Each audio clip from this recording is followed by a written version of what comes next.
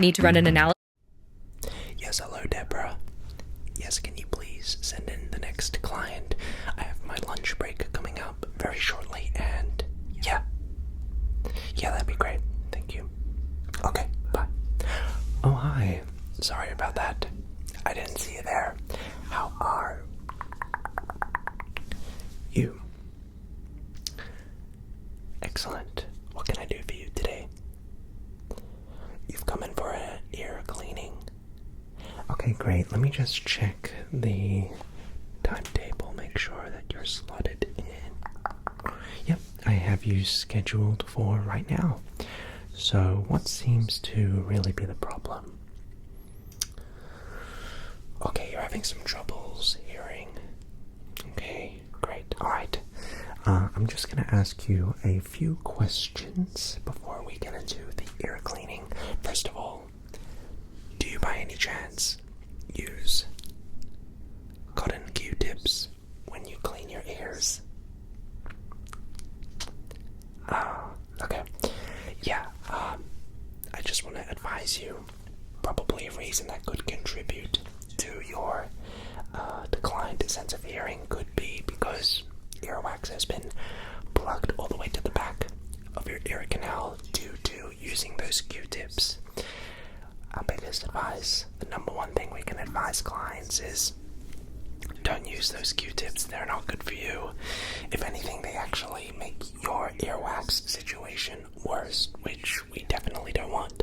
So, whenever you're cleaning out your ears, try to avoid using those Q-tips. Another thing that's important to mention is that having some earwax is actually very helpful and important. It acts as a second line of defense for infection and bacteria, so don't worry, we're not here to remove all earwax from your ear. We're just trying to maybe get rid of the excess, if you will. But having some earwax in your ear canal is actually very important to maintaining your health. So we'll be sure to take a look into that. Before we continue, do you have any pre-existing medical conditions, allergies? Have you experienced any flu-like symptoms in the past 2 weeks that I should be made aware of before we get into it? Okay, great. Well, at any point in time, if you have any questions, want to use the bathroom, whatever it may be, don't hesitate to let me know. Okay, great. Well, with that said, why don't we get started? Sit back, relax, make yourself at home, and let's get started. Okay, how are we settling up down there? Excellent. Alright, well, now that you're nice and comfortable, I think the first thing that we should just do before we even take out anything is just get a little bit of a preliminary inspection into the ear canal. Just check, assess for the damage, report if you feel me, okay? Alright, so give me one sec. So all I have here is just a little ear pen light. Okay, a little pen light. And we're just going to take a little bit of a look inside your ear canal. And I'm sure everything's gonna be just fine. Yeah, alright. Let's just take a little look here. Oh. Oh. Yeah, okay. Alright, buddy. When did you get the Minecraft Caves and Cliffs expansion update in your ear canal? This is maybe one of the worst cases I have ever seen. What is this orange bit up here on the top? How do you even get different colored wax? Yeah, buddy. Okay, yeah, so alright, this is terminal. This is definitely one of the worst cases I've ever seen of earwax infection. Yeah, we're gonna have to really do the full clean. Okay, yeah, definitely something to be concerned about for sure. Alright, so here's what's gonna happen. I'm gonna get my kit out, some of my tools, and we're gonna get rid of all of this earwax in your ear, alright? Of course, just take it easy. Yeah, again, this is, I don't even know how you were able to do this, but it's frankly impressive. We're gonna have to work on that. Alright, so let me get my ducks in a row, and we'll take care of that, but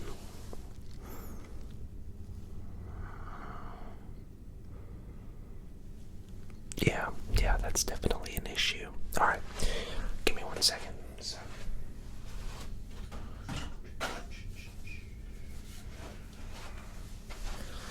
First thing we need to do is always wear gloves, maintain proper hygiene, and just be sure we're adopting the appropriate health and safety protocol.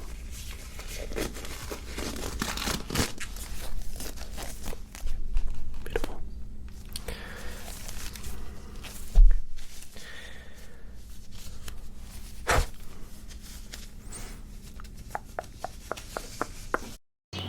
Okay, today guys, we're gonna introduce this guy. Oh man. He's Mark.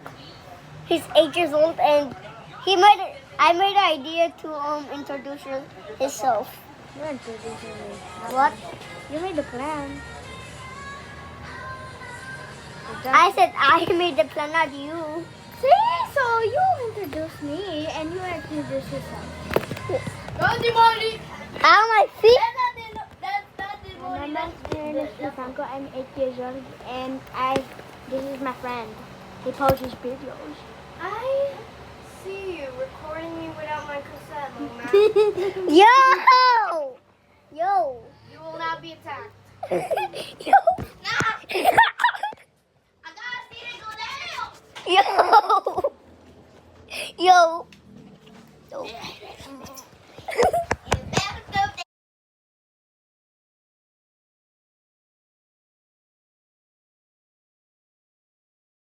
If I was your big sister who was addicted to Roblox, these would be my rules. Rule number 1, I will never let you walk around the lobby looking like a noob or a bacon. I am giving you a full makeover. We are going to have matching preppy or Y2K avatars. If we enter the server, we are the main characters. Rule number 2, if a surprise admin abuse event is happening, I will do your homework for you so you can enjoy stealing all the legendary brain rots. Rule number 2, I'm not a snitch. If mom asks if you did your homework, I'll say yes, even if I literally see you playing Blox Fruits on your iPad. Us girls have to stick together. Rule number 3, you don't have to beg for Robux. If I buy a 10,000 Robux gift card, we are splitting it 50-50. I'm not going to be rich while my sibling looks broke. That's embarrassing for the family reputation. Rule number 4, if we play dress to impress, I am not sabotaging you. I am voting you 5 stars every single round, even if your outfit is barely on theme. We are farming stars.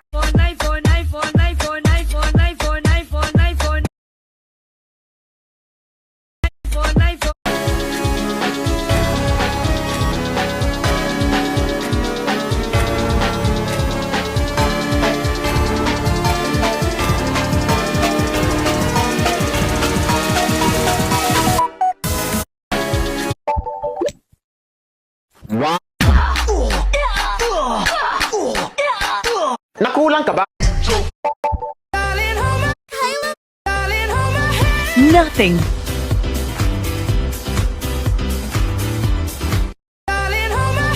Nothing.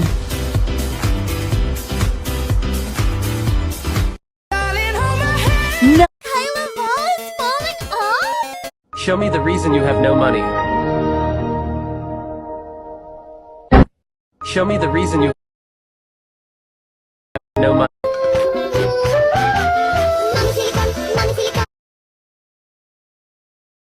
Pinsala ng bagyo dahil sa baha. Nobody ever questioned how accurate our dinosaur models really were. But what if everything we thought we knew about them was wrong? You see, when scientists show us how dinosaurs looked alive, they often use a shrink wrap method. They essentially draped skin right over the skeleton, completely underestimating the actual fat, muscle, and other soft tissues these giants carried. This means there's a real chance dinosaurs were actually much chubbier than depicted. And even wilder, many probably had feathers. So, terrifying T-Rex might actually be a distant ancestor of the chicken. Nobody ever questioned how accurate. Remove the first and last letter of your name. Let's see how cool is your new name. This fonk might sound normal at normal speed. But if you put it at 0.5 speed, you might get canceled for this.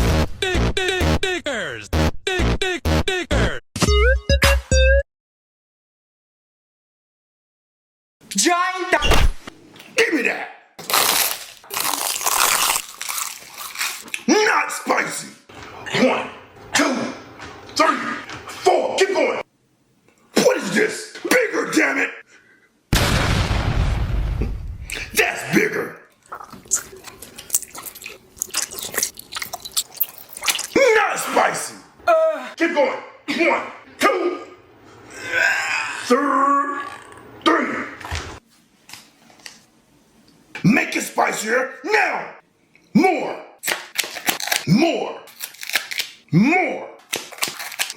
That's spicy.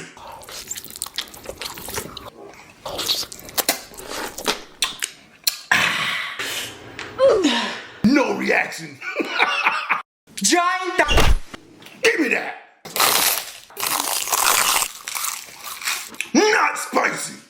1, 2.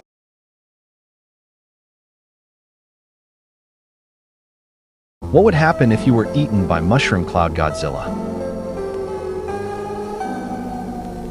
If you were eaten by Mushroom Cloud Godzilla, you would first plummet from the drop into his mouth. As you fall, harsh levels of radiation would be exposed to your skin, making you ill, poisoned, and leaving your skin discolored. You would keep falling and eventually be incinerated by the radiation, dwelling inside of his body, leaving behind your skeletal remains. However, there is another possibility that could occur. Because Mushroom Godzilla's head is so round and has a wide surface area, you could probably end up trapped and left sitting on his tongue, longing for your death that awaits you. What would happen if you were eaten by Mushroom Cloud Godzilla? What would happen if you were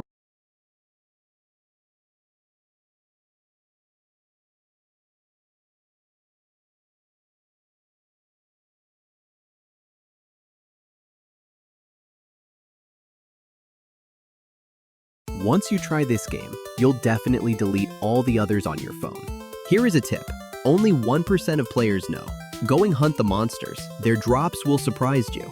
And this is the fastest way to power up. Don't worry. So this kid, he really wants to eat people. Literally.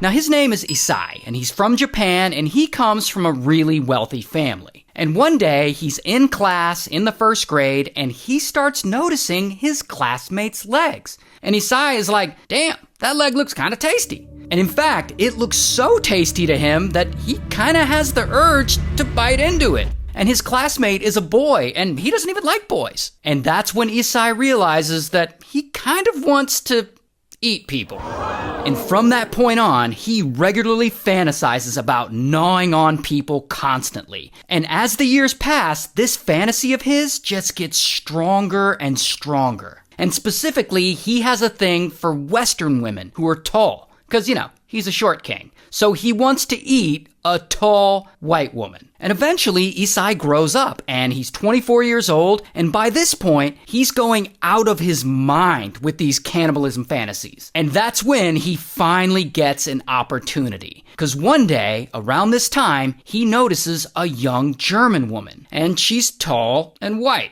So Isai, he low-key starts to follow her around, even following her to her home. And in doing that, he notices that when the weather is warm, she leaves her bedroom window open at night. So then one night, he decides he's gonna go for it. He's gonna sneak into her apartment, cut off a piece of her, and he's gonna eat it. So he goes to her apartment, and he climbs in and he creeps through her window while she's there in her bed sleeping. So now he's in her apartment, and unfortunately for him, she hears him, and suddenly, bam, she wakes up and she starts screaming, and she freaks out and she pushes him down to the ground because, you know, he's not very big, so she overpowers him. And Isai panics and he's like, oh shit, and he runs away. But unfortunately for him, she calls police, and police catch up to him and bam, they arrest him.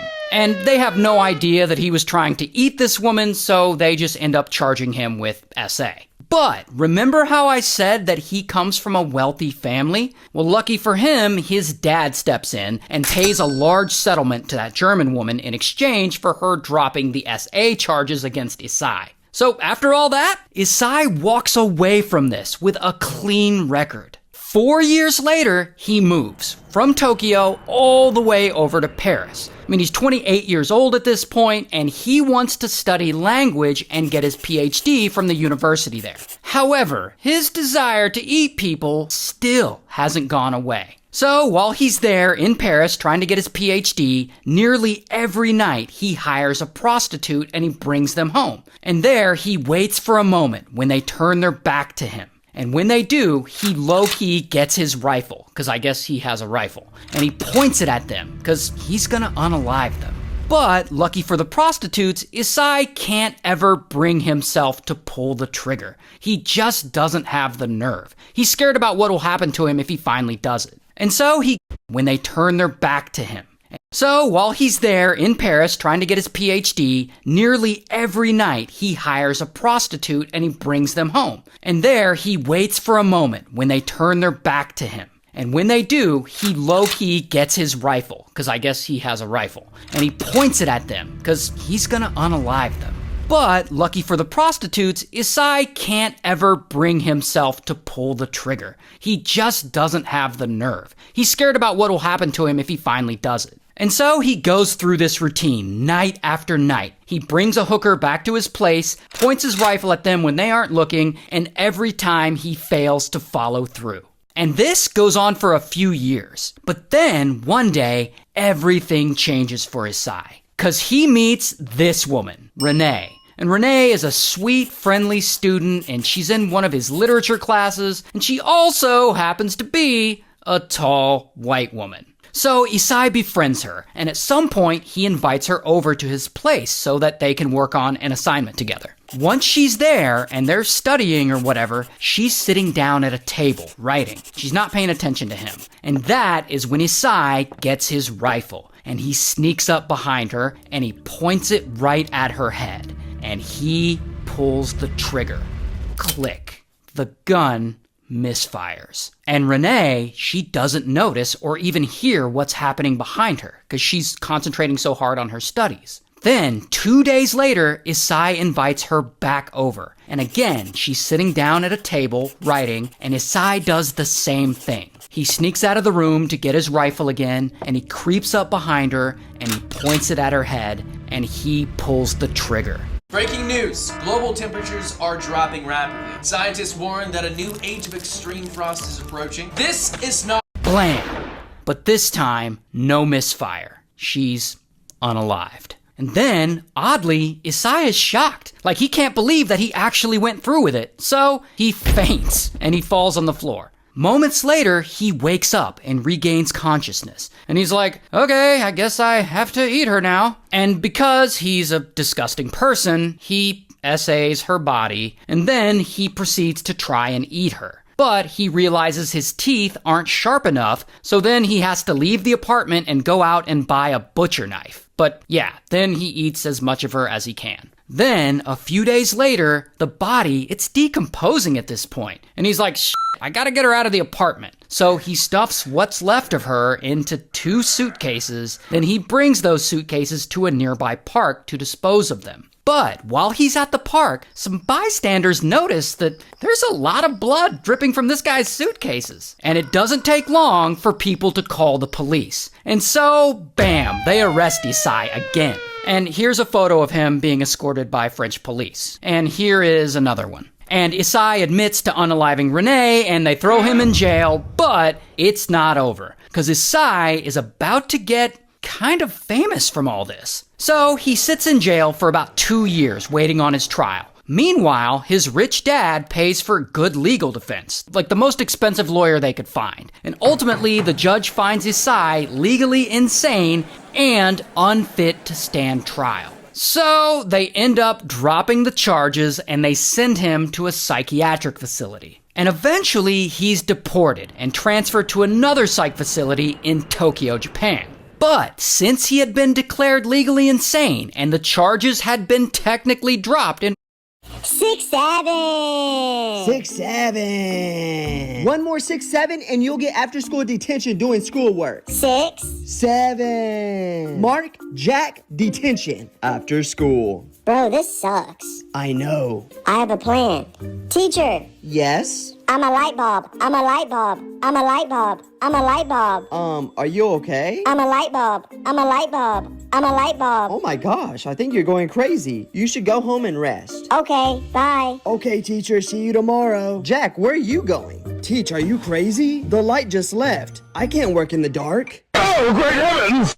Hey, I'm looking for something that cuts wood. Perfect. Well, this chainsaw can cut about 30 logs in a day. I'll take it. This thing is useless. I can barely cut one log in the whole day. That's impossible. Every single person I know can cut way more. I don't know. I tried everything. All right, give it to me. Let me test it.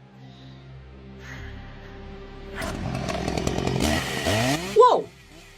What the heck is that noise? From December 15th to 31st, there will be 20 million Ang Pao rain every day. You only need to bet 1 peso on the day to share it. As long as you come to claim it, you can win. So this kid, he's in her apartment. And unfortunately for him, So just yesterday, we played that Godzilla game, Age of Titans. We had a blast checking out all the new Godzilla skins. But today, we're gonna be doing something a little bit different. We have dev access to the Shimo model in this game, and I think